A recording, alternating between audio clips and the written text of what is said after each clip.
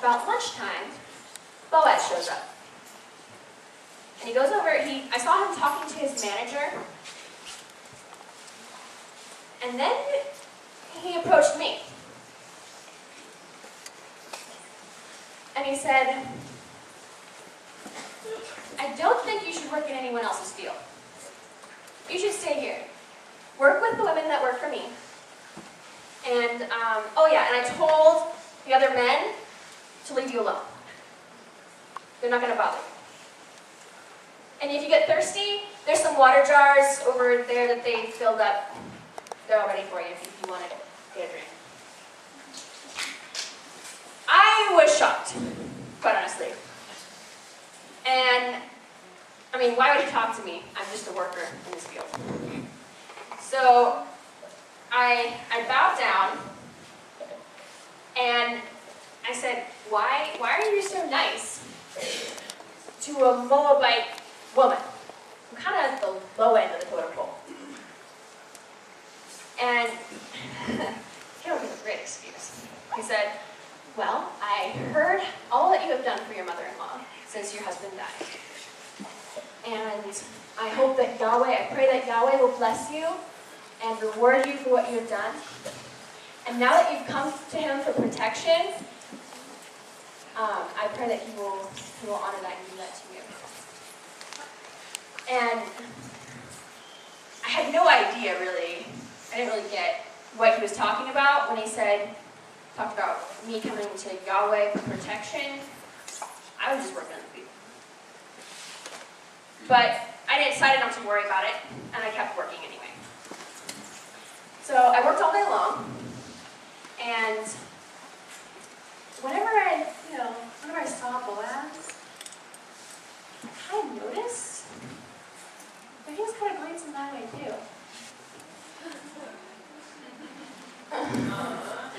And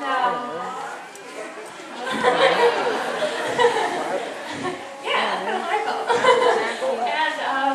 And he invited me to lunch with him, and he sent me home with a lot more grain than I expected to bring home. So I was pretty stoked. And I went home to Naomi and showed her the grain. Quite honestly, when I showed up at home, she was a bit surprised to see me. I think she might have thought that I had abandoned her, that I had left. I don't think she expected me to come back.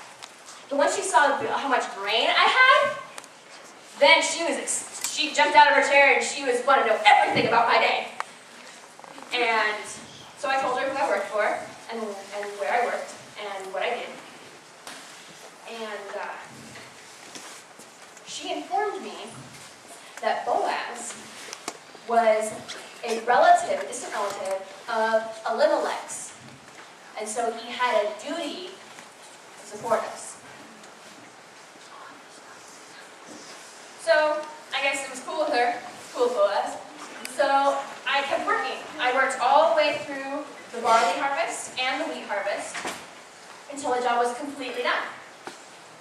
And through Boaz's generosity, Naomi and I continued to have a place to live and food to eat.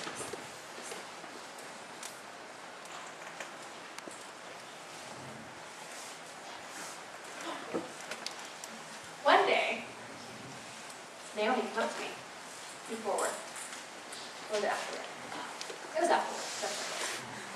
So Naomi came up to me after work, and she said, Ruth, I think it's about time I find you a husband.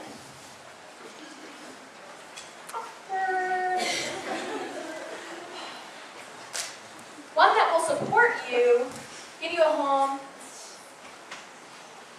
take care of you. So go take a bath and put some perfume on. Right now you stink. And get on the best looking clothes you have. Get on the most gorgeous garment you own. Because you see tonight, because you've been working in Boaz's field. You know who he is, and everyone's nice. with him, he spent with them, and tonight he's going to be celebrating with all his workers, celebrating the end of the harvest. And they're going to thresh the grain, and they're going to eat and drink and be happy, and then he's going to sleep at the threshing floor. So once you're all ready, sneak down to the threshing floor. Make sure he does not see you, okay, until after he's done eating and drinking. He's all happy. and then, go to where he is. Make sure no one else sees you either. Go where he is. And when he's asleep, lift up his blanket and lay down beside him. He'll tell you what to do from there. I have no idea why I agreed to this plan, but I did.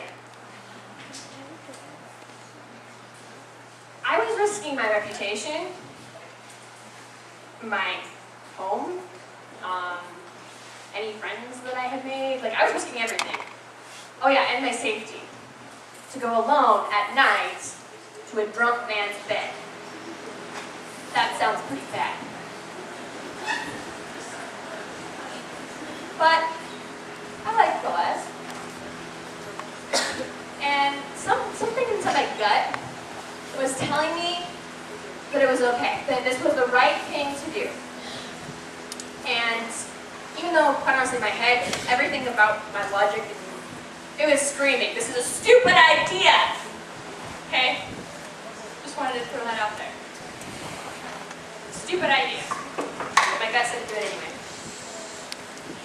So I did what Naomi said, and I went to Boaz, and I asked him to rescue me and Naomi from our poverty and our dependence on everyone else.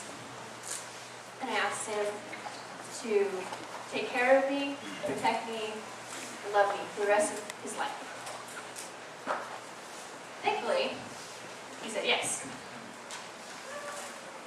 But that's not where the story stops. Because you see, there were some obstacles to our, between saying yes and getting married. For example, a certain gentleman who was more closely related to Elimelech than Boaz was, who had first right to Elimelech's land, which Boaz would have gotten if we had gotten married. So, quite honestly, I don't know if the other guy had any idea that he had first right to the land. But Boaz wanted to do the right thing.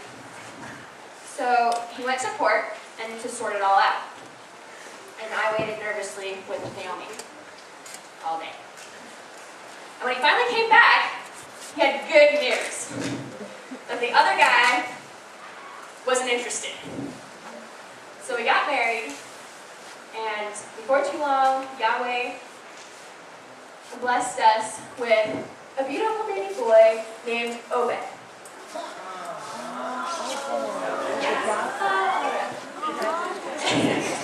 And Naomi immediately fell in love with Obed, with her grandson. And all her friends were saying, thank Yahweh, praise Yahweh. He gave you a grandson to make you happy in your old age. And because he's the son of your daughter-in-law, he will love you because she loves you 7 times more than any son you could have ever had. Their prediction came true.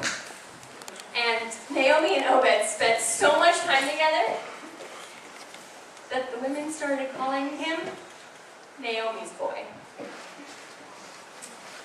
And I'm not sure if you like that name or not. They called him Naomi's boy.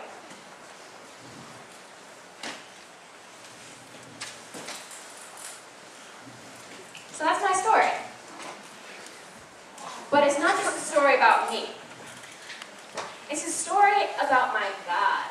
It's a story about Naomi's God, Boaz's God, the God of Abraham, Isaac, Jacob, Adonai, Elohim, the all-powerful, creator, redeeming God, the one who's your friend, Yahweh.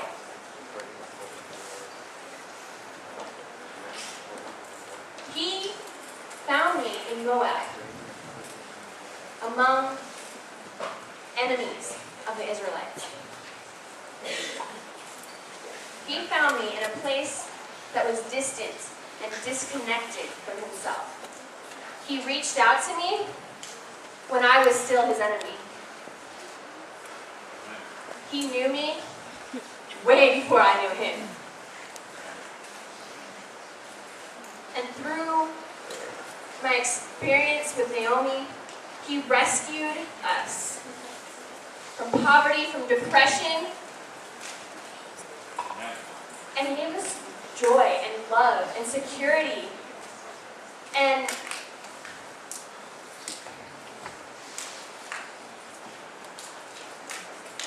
he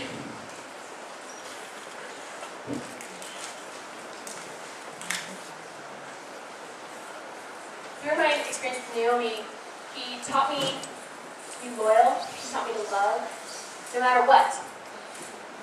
Because as I was taking care of her, he was teaching me that he was a God that was always going to be there, always loyal, always loving, always going to be protecting me.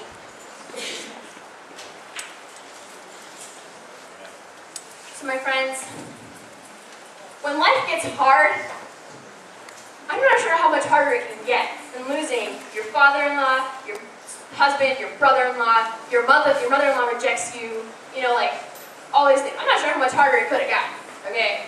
When life gets hard, really, really hard, be encouraged, because Yahweh still loves you. And he is simply in the process of blessing you. Yahweh was always good to us, even when life was hard. So the good stuff's right around the corner, guys.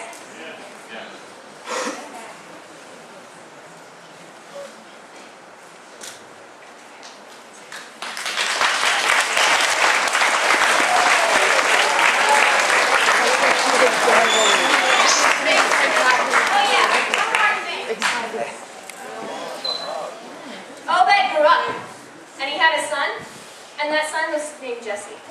And Jesse was the father of the greatest king in Israel, King David.